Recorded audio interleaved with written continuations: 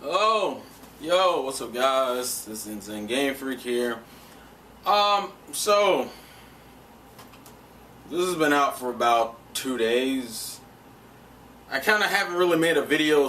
I've made a video pseudo specifically to it, but I'm gonna kind of address everything I can so far. Now, for those who are curious, I have gotten to level 10 on the multiplayer, and I've already beat the first boss. I'm like on all the World 2 stuff. I think I have like 1 or 2 more stages, and then I can fight the World 2 boss. So that's where I am in the game. We're gonna talk about this and all the other shit, and I'm probably gonna start this video off with the other shit because that kind of needs to be addressed first before even talking about the game itself. But let's go.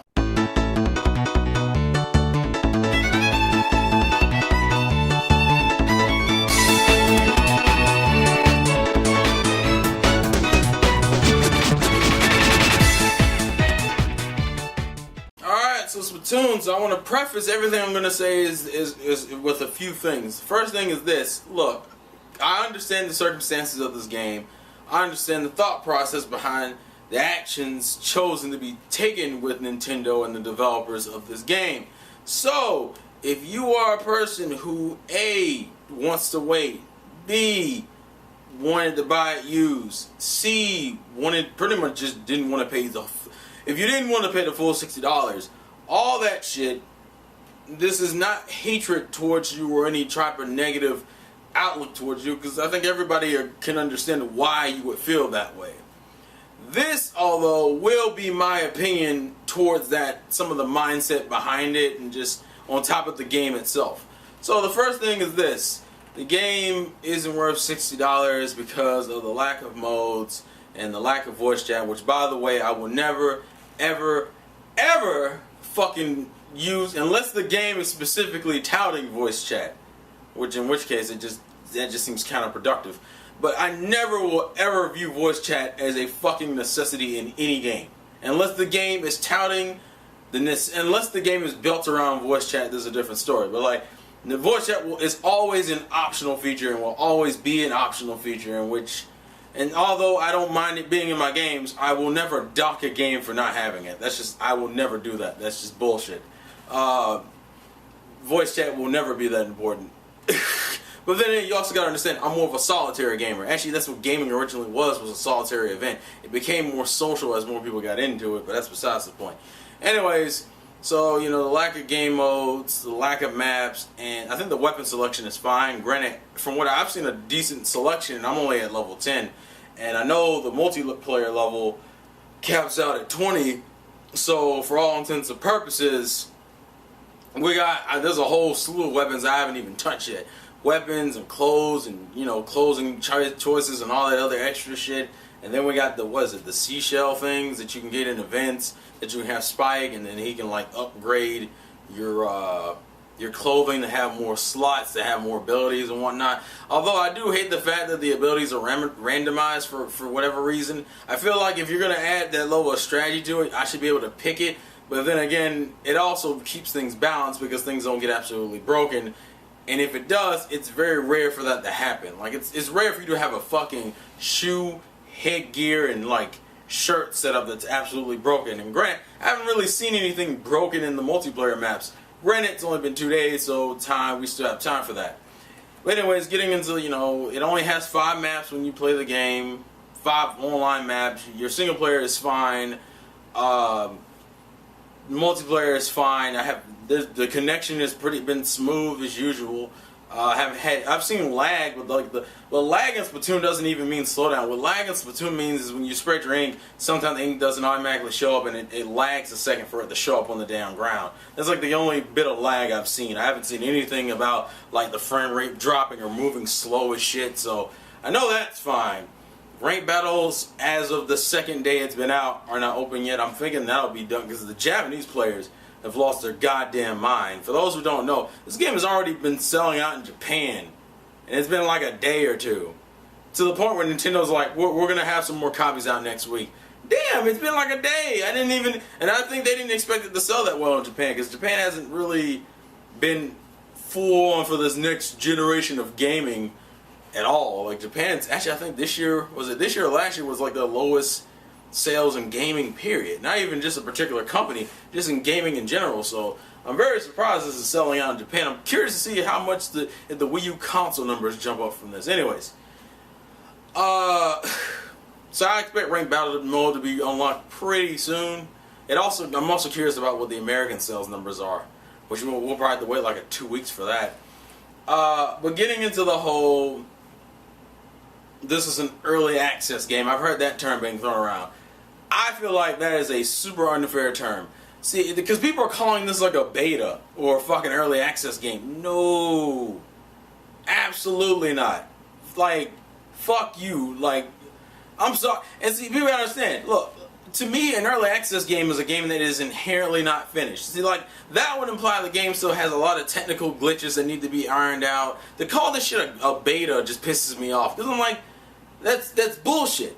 That's complete bullshit. And it's not like, and all the features that need to be thrown into the game are multiplayer features, not single player features.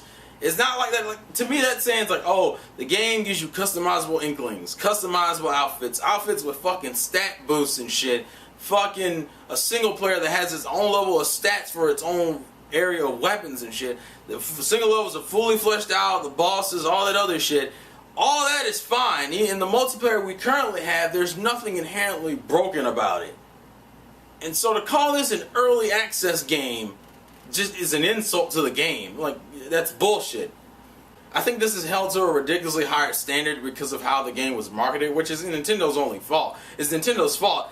And then we get into the argument about the DLC thing, which really, we're calling it DLC, but it's not really, I guess technically it's DLC, but really it's patches. It's just free patches. They're free updates. That's all they were. People are saying that it's a ripoff, and people are calling it DLC and shit, and people are saying, oh, well, I think one of the analogies I heard, it's like it's like if DLC fucks you in the ass, like this is still fucking you in the ass. It's just telling you it beforehand. Like this isn't as painful as DLC. People gotta understand the reason why the free thing matters so much here is because it's not like you're not getting the full game for $60. You're just not getting it all at once. Like, that's all it is. It's kind of like buying games in episodic nature. It's like the niggas who bought, what was it, Walking Dead? The Walking Dead game in sections and shit, and you were spending like, what was that, $20 for a pseudo-linear path for like an episode or some shit? Actually, I don't remember how much the Walking Dead episodes. But like, my point is, the free section is the most important part. Because you are still getting a $60 game. People like to say that this game was not fairly priced and shit, even though realistically I never understood what people viewed as being worth a $60 game. Like, and what I mean by that is that some games, a lot of Nintendo games actually, are games that have always been relatively fair priced. I mean, let's think about it. Out of all the fucking mainstay like Wii U exclusive titles, Nintendo titles, how many of them are actually not priced fairly? Actually, I feel like some of them are undershot. I mean, let's think about it. Smash Brothers has never been worth the asking price. And I mean that in the sense that there's so much shit in there, it doesn't make sense why it's only worth $60. And that's a fact. Smash Brothers as a series, I think I would argue maybe the original wasn't worth its asking price in retrospect. But like, if we look at like Melee and Brawl and this and Wii U and well, 3DS is a different price, but still, Wii U and shit, and you're gonna tell me that's only worth $60? That's bullshit. It's not. That could easily go for a $70 and $80 game if you feel like you got your money's worth. And then you look at Kirby and Captain Toad, which was priced at $40. Like, don't give me this shit about them not pricing shit fairly. They're like the only company that doesn't do that stupid ass charging $50 for a brand new game. And I'm sorry, the Last of Us thing is that's bullshit. That's complete bullshit. That game should have at the very least been like $20. If you spent more than $20 on the remastered version, that's bullshit. That's not a fair price for that game, especially because they didn't change anything. They just gave you the DLC and did a slight graphical update. Like, that doesn't justify a fucking price tag. I mean, fuck, look at Hyrule Warriors. Hyrule Warriors was a $60 game that has over 200 hours of content, and that's only worth $60? Like, no, don't give me that shit. So, Me personally, I think it's worth the money, especially knowing that I will consistently get updates. And I don't know. See, and I think I would feel a little bit better if Nintendo would release some type of schedule or some idea. We know they're doing like the first Splatfest thing near the end of this month. Well, it's still May right now, so at the end of June, like I think it's like June 20th, like right after E3, they're doing a Splatfest. So I like to see shooters get consistently updated. And shooters, I feel like are like the few games that could get away being released in this model. I think shooters and fighters are like the two games. Actually, the shooters and fighters are the two genres that get released like this. But for me personally, I have no problem spending $60. Now, if you feel differently, that's fine. That's just my thought process.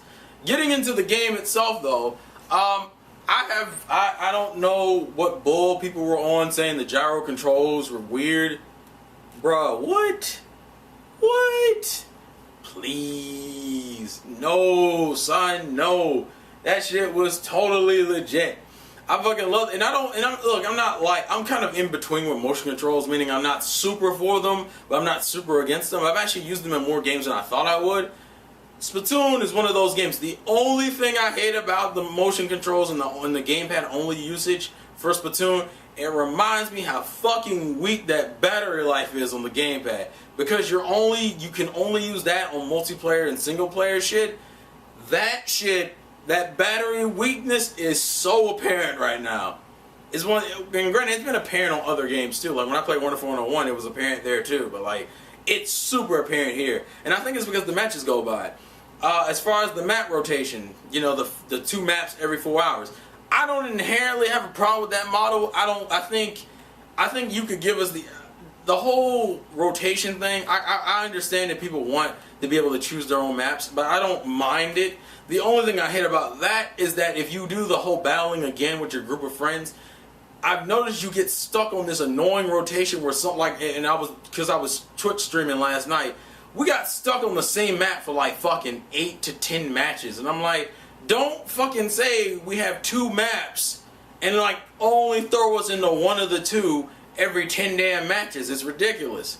So that was my only gripe with that personally.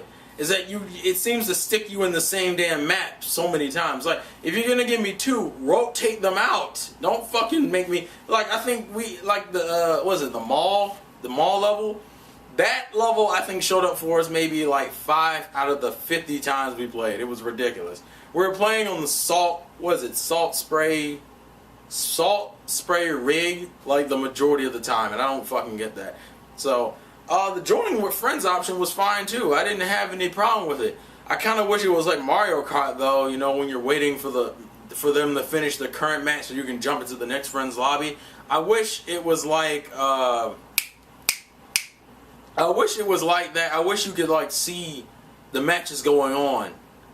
Give me like maybe a bird's eye view or be able to switch players like in Mario Kart 8. So I thought that would have been a cool feature to have in there. But once again, that's not like a make it or break it feature. But the frame rate is fine. Lag is fine. I think I've already talked about this. I like the shopkeepers. I feel like, I don't know if it's just me, but it feels like the main like area hub. I also love the gameplay integration. Holy shit. I love how you can literally jump anywhere in the goddamn gamepad. Like you could be, it's not like Smash Brothers where when you get online you're kind of stuck and you can't go anywhere. You have to actually actively back out of online to be able to use the other features. By the way, still hate the fact that you have a Smash Brothers game with a gamepad and I can't touch these icons that look like they were set up for a touchscreen. Like every time I want to hit Smash, I actually gotta actively hit the A button. Why can't I touch it? It's on the fucking screen. That still bothers me. Splatoon's like lobby, weapons, headgear, shoes. Fucking love that shit. You can jump literally anywhere on the web match, and the shit's so like seamless too. Fucking love that shit. I love how the shit's so quick. The single player levels are fine. I've only played, I played maybe like 5 or 6 of them. No, I'm lying. I played like 7 or 8. I like them so far. I haven't got my amiibo in, so I haven't been able to try that. I've seen people with the fucking headgear on online though.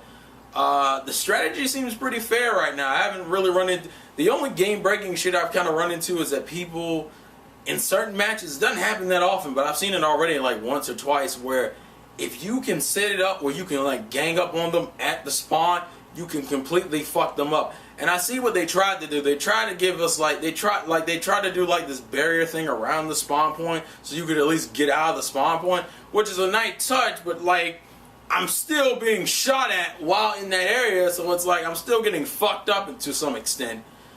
And I've seen matches completely dominated like that, especially with the right weapon combination, bruh. What? People always were complaining about the weapon customization, but they essentially all they did is they made like 3 versions of the same damn weapon with different sub weapons. So even though you don't have your own specially customization, you kind of do. Like I've already run into like 3 versions of the roller, where you have the roller that has the echo launcher and the fucking, is it the bombs? Yes, the bombs.